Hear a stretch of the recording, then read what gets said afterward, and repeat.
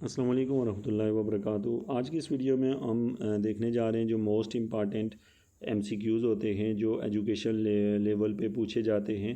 तो इसके लिए जो है ना आज की इस वीडियो में हम बात करने जा रहे हैं। तो ये आपकी एसएसटी और टीजीटी की तैयारी और लेक्चरशिप जो फेडरल गवर्नमेंट में वहाँ पे भी ये पूछे जाते हैं। इसके साथ साथ जो सीएसएस एग्ज़ाम है उसमें भी और इंटरव्यू में क्वेश्चन पूछे जाते हैं। तो उसके लिए हम शुरू कर रहे हैं यहाँ पे। पहला हमारे पास क्वेश्चन है कि an assessment is dash if it consistently achieve the same result with the same student. याद रखें कि अगर एक ऐसी असेसमेंट हो जो कि आप लगातार वही रिज़ल्ट हासिल कर रहे हों, मतलब लगातार जो पहले हासिल करते थे उसको रिलायबल कहते हैं। अब देखें, जैसे आपने किसी का टेस्ट लिया, आपने पहला टेस्ट लिया तो बच्चे ने 20 नंबर लिया, दूसरे में जो है ना उसने 15 लिए और तीसरे में 25 ले लिए। तो अब ये कि रिलायबल नहीं है ये टेस्ट, क्योंकि आपका रिज़ल्ट जो है वो चेंज हो रहा है। तो आप जब कोई प्रैक्टिकल वर्क करते हैं 1 से 2 बार, 3 बार, 4 बार, तो आप याद रखें कि वो रिलायबल होता है। उसके बाद जो है ना यानी कि ऐसी असेसमेंट का मतलब आप लेंगे आपकी जो जजमेंट है, आपकी जो यानी आपने क्या असेस कर रहे हैं। देखें ना, आप बच्चे को गौर से देख रहे हैं, उसके बारे में सोच रहे हैं, कुछ भी कर रहे हैं, इसको हम कह रहे हैं उसको आप एक्सेस कर रहे हैं, बच्चे को उससे तक पहुंच रहे हैं। तो उसके बाद है an dash assessment is one which measure what is intent to measure. एक ऐसी असाइनमेंट जिसमें यहाँ पे बताया गया है कौन सी, यहाँ पे इसका ऑप्शन जो है वैलिड है। वैलिड असेसमेंट जो होती है is one which measure what is intent to measure, जिसमें ये देखा जाता है कि हमने मैयर क्या करना है। यानी कि एक वैलिड असेसमेंट में हमें ये पहले से पता होता है कि वैलिडिटी का, देखिए ना, असेसमेंट है, आप किसी की असेसमेंट कर रहे हैं और आपके जहन में कोई बात ही नहीं है क्या कर रहे हैं, यानी कि आपको कुछ जहन में ही नहीं है, तो आपकी वो वैलिड तो ना हुई। वैलिड असेसमेंट वो होती है जिसके अंदर क्या होता है कि आपको पहले से पता होता है कि आप क्या करना चाहते हैं, या बच्चे के अंदर से कौन सी खामी या खूबी ढूंढने लगे। बस आप किसी बच्चे पे गौर कर रहे हैं और आप ओके। इसके बाद जो है हमारे पास है the use of technology to enhance learning process is called. याद रखें, टेक्नोलॉजी का जो इस्तेमाल किया जाता है, जैसे कंप्यूटर का इस्तेमाल करना और जदीद जो चीज़ें आ गई हैं उनका इस्तेमाल करना जो हम अपनी एजुकेशन में करते हैं उसको कहा जाता है आईसीटी। ठीक है, इसका एब्रीविएशन है ये, तो इसका आपको पता आना चाहिए आईसीटी। उसके बाद है an assessment that measure a student current knowledge for the purpose of assigning आ। देखें, आपने सूटेबल कोर्स इज़ कॉल्ड, यानी कि एक स्टूडेंट की आपने असेसमेंट कर रहे हैं, आपके सामने स्टूडेंट बैठा है, आप उसके बारे में गौर व फिक्र कर रहे हैं, उसकी जजमेंट कर रहे हैं आप।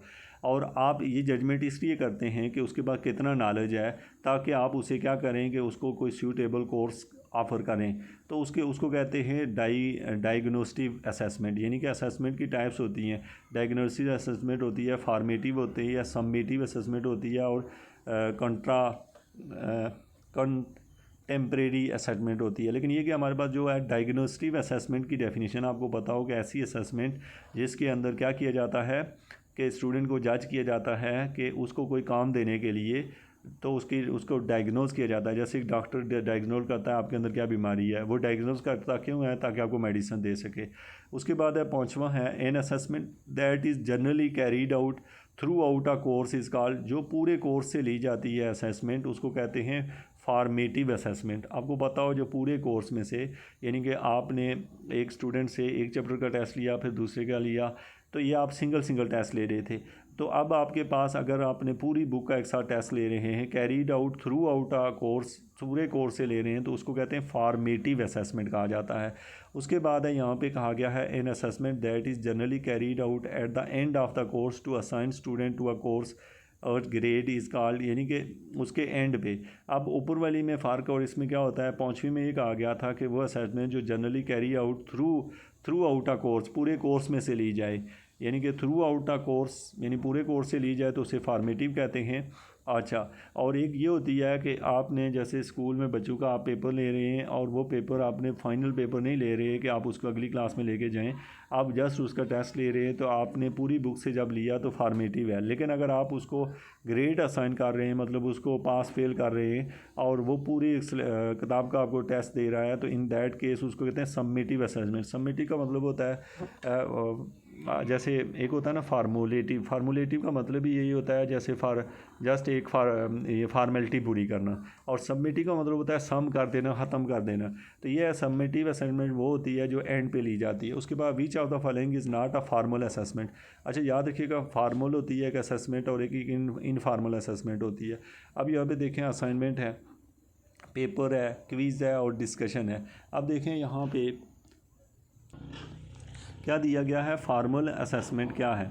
अब फार्मल असेसमेंट में जो डिस्कशन है वो फार्मल नहीं है। देखिए फार्मल में आपने कोई ना कोई काम करके देखना होता है, प्रैक्टिकली होता है। तो जैसे असाइनमेंट देते हैं ना, पेपर लेना या क्विज़, ये तीनों चीज़ें मतलब एक फार्मल वे है। इनफार्मल में ये होता है डिस्कस करना, कोई बात करना, ये इनफार्मल में चला जाता है। तो यहाँ पे कहा गया है which of the following is not a formal assessment. Sorry, इसमें कहा गया है फार्मल में जो होता है, चूँकि नॉट का वर्ड यूज़ किया गया है तो साथ में not a formal, not a formal mean informal है। तो इसका मतलब है कि इनफार्मल में यहाँ पे discussion, not a formal mean informal है तो डिस्कशन आएगा। अगर यहाँ होता फार्मल तो फिर फार्मल के अंदर असाइनमेंट, पेपर और क्विज़ जो होते हैं वो होते हैं।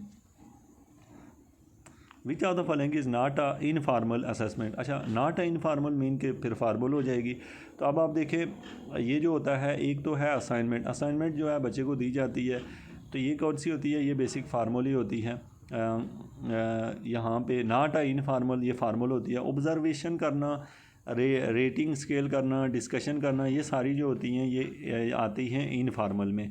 तो इनफार्मल और फार्मल में आपको फ़र्क पता हो, मैं फिर रिपीट कर देता हूँ अच्छे तरीके से कि आपको पता हो कि फार्मल का मतलब लें आपके जो वाकई, जैसे ना मैं एक फार्मूले का यूज़ करता हूँ किसी सवाल को हल करने के, तो मैं कहता हूँ ये एक फार्मल वे है। लेकिन मैं इनफार्मल मीन के मैं वैसे ही तुक्का मार के किसी से कुछ कहता हूँ तो ये और चीज़ है। तो यहाँ पे आपने जो चीज़ें कही हैं, दो चीज़ें कही हैं, एक फार्मल असेसमेंट है और दूसरी कौन सी है, इनफार्मल असेसमेंट है। तो आपने ये दोनों देखी हैं। तो आपको ये पता, आइंदा आपको पता हो कि फार्मल असेसमेंट में क्या क्या आता है। असाइनमेंट, पेपर और क्विज़ फार्मल में आते हैं, और इनफार्मल में क्या क्या आता है, स्टूडेंट को ऑब्ज़र्व करना, फिर उनके रेटिंग या स्केलिंग करना, डिस्कशन करना, ये सारी जो है वो इनफार्मल में आती हैं। According to the John Dewey, the teacher should guide student the way of knowledge as a dash in the learning process. अच्छा, तो जो जॉन डेवी है, आप इसके नाम से ही देखें, जॉन डेवी जो है वो एक ऐसा साइंटिस्ट है जो ये कहता है कि जो teacher should be guide student in the way the knowledge of dash is learning process as a partner. यहाँ पे क्या कहता है, ये पार्टनर इन लर्निंग प्रोसेस, यानी कि दोनों एक दूसरे के पार्टनर है, स्टूडेंट और टीचर जो हैं वो पार्टनर है। और ये किसने कहा है, जॉन डेवी में। इसको आप याद कैसे रखेंगे, क्योंकि जो जान, लफ्ज़ जान से ही पता चलता है। जैसे वालिदैन जो होते हैं अपने बच्चों से बहुत प्यार करते हैं, वो उनको कहते हैं जान, ये नहीं कि उसे। टीचर जो होता है वो यहाँ पे जॉन डेवी यही कहता है कि टीचर और जो वालिदैन और औलाद इस तरह एक दूसरे के आपस में फ्रेंड हों, चूँकि और इसी तरीके से इसने कहा है कि ये आपस में पार्टनर होते हैं। 10वां जो है, the philosopher whose work in mathematical and scientific dedicates was, एक जो कौन सा वो फिलासफर है जिसने मैथमेटिकली भी वर्क किया हुआ है, और उसके साथ साथ कौन सा है, उसने वर्क किया साइंटिफिक, तो डिटेक्ट्स भी किए हुए हैं। तो वो जो है ना, वो कौन है, मर्टन है।